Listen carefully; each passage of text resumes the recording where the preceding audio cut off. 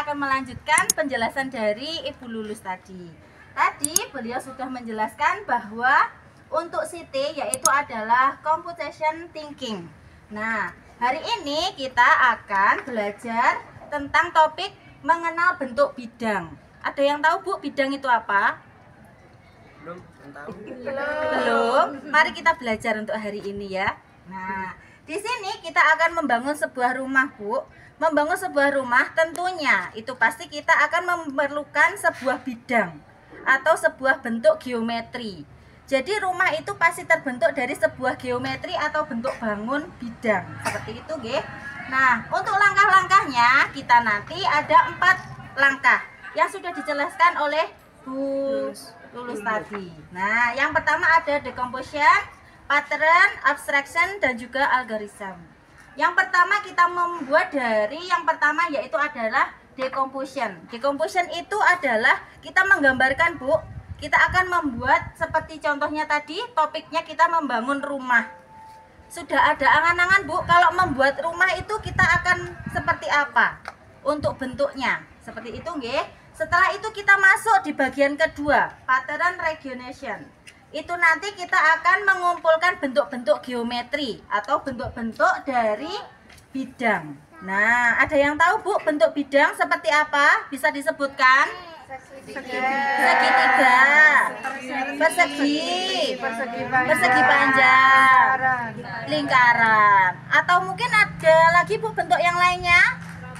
Trapesium, jajar genjang, dan lain sebagainya, nggih, Bu.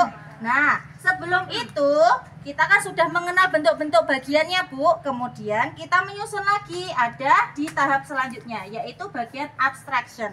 Abstraction ini kita dituntut untuk mengetahui, Bu, dari bentuk bidang yang sudah jenengan sebutkan tadi. Itu kan ada bermacam-macam, Bu, bentuk bidangnya. Apakah bisa dari bentuk jajar genjang ataupun yang lainnya tadi itu membentuk sebuah pola rumah? Bisa atau tidak, Bu? Bisa atau tidak?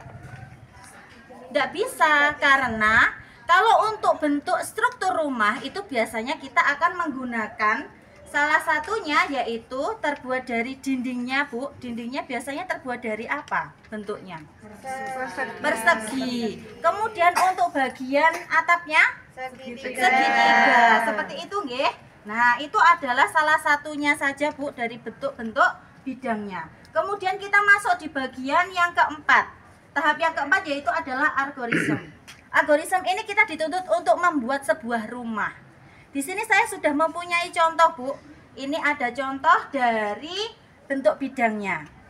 Kalau jenengan mau membuat rumah, itu nanti untuk dindingnya terbuat dari apa dulu, Bu, bentuknya? Persegi. Kemudian bagian atapnya segitiga.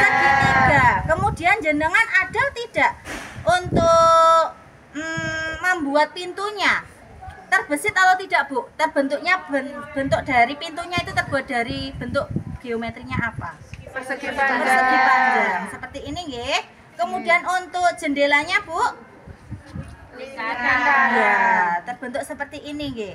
Nah, ini kurang lebihnya adalah membentuk sebuah rumah, nggih, Bu, nggih. Nah, kalau setelah seperti ini, saya akan mencoba menjelaskan, Bu. Kenapa kok sebuah bentuk bidang rumah atau atapnya itu terbentuk dari segitiga? Karena segitiga itu memiliki berapa bentuk sudut, Bu? Atau siku-sikunya ada berapa? Segitiga. Kalau ini dibuat dinding rumah bisa atau tidak? Tidak bisa. Kalau ini dibuat untuk atapnya bisa atau tidak, Bu?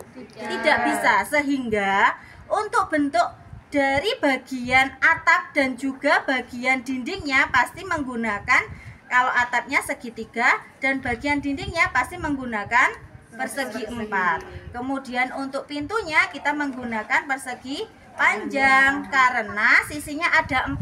Apakah bisa, Bu, kalau kita mencoba anak-anak masuk ke dalam rumah tapi bentuk pintunya? Nah, apakah bisa? Tidak bisa. Seperti itu, nggih. Nah, mungkin itu saja, Bu, yang bisa saya sampaikan. Kurang lebihnya saya mohon maaf. Wassalamualaikum warahmatullahi wabarakatuh.